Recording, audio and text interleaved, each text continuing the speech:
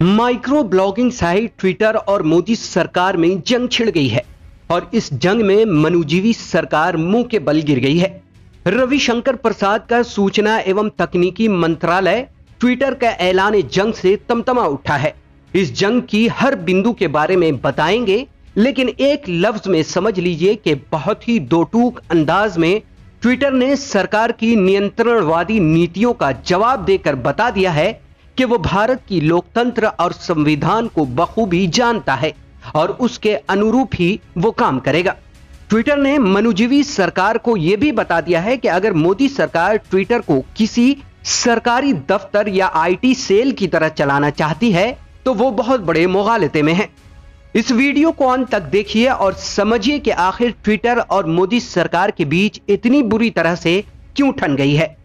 दरअसल 4 फरवरी को news agency press trust of India यानी पीटीआई ने एक खबर दी थी कि भारत सरकार ने ट्विटर को कथित तौर पर पाकिस्तान और खालिस्तान से जुड़े 1178 ट्विटर अकाउंट्स बंद करने का निर्देश दिया है। खबरों के मुताबिक बाकायदा इसकी पूरी एक लिस्ट ट्विटर को सौंपी गई है और इन अकाउंट्स को बंद करने से संबंधित सरकार ने यह दलील दी थी कि इन अकाउंट्स के जरिए किसानों के विरोध प्रदर्शन को लेकर उत्तेजक सामग्री फैलाई जा रही है, जिससे सार्वजनिक व्यवस्था के सामने मुश्किल खड़ी हो सकती है। इससे पहले भी सरकार ने ट्विटर को उन ट्विटर हैंडल्स और हैशटैग को हटाने का हुक्म दिया था जिनमें यह दावा किया गया था कि किसानों के आंदोलन को ताकत के बल पर खत्म कराने का मंसूबा बनाया जा रहा है।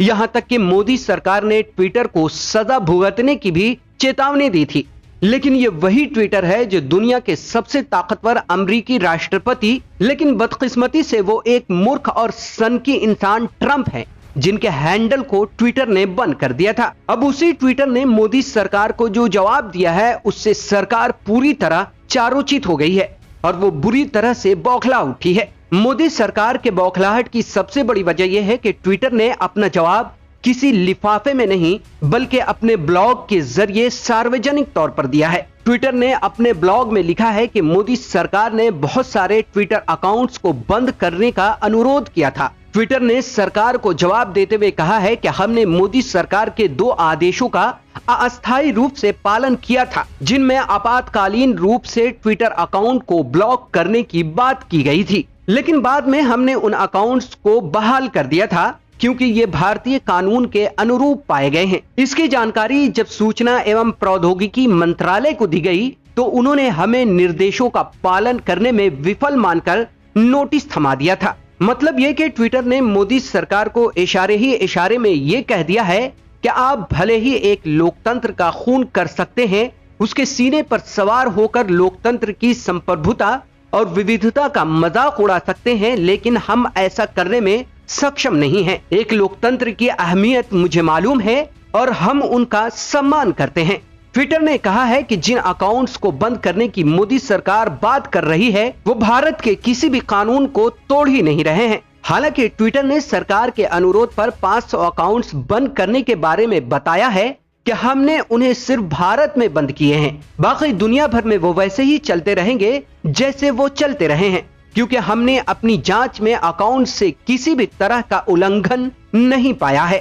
हम अभिव्यक्ति की स्वतंत्रता का सम्मान करते हैं और उसके साथ खड़े हैं। इतना ही नहीं, मोदी सरकार के सुलग उठने की एक और बड़ी वजह यह है कि ट्विटर ने कहा है कि अभिव्यक्ति की स्वतंत्रता का सम्मान करते हुए हमने पत्रकारों, सामाजिक कार्यकर्ताओं और राजनेताओं के अकाउंट्स के खिलाफ कोई कार्रवाई नहीं की है। आपको बता देते हैं कि देश की मनुजीवी सरकार ने 26 जनवरी को दिल्ली में हुए दंगे की आड़ में ट्विटर को कार्रवाई का लिफाफा पकड़ाया था, लेकिन ट्विटर ने मोदी सरकार को नैतिकता, निष्पक्षता और वैधानिकता का पाठ पढ़ा दिया है।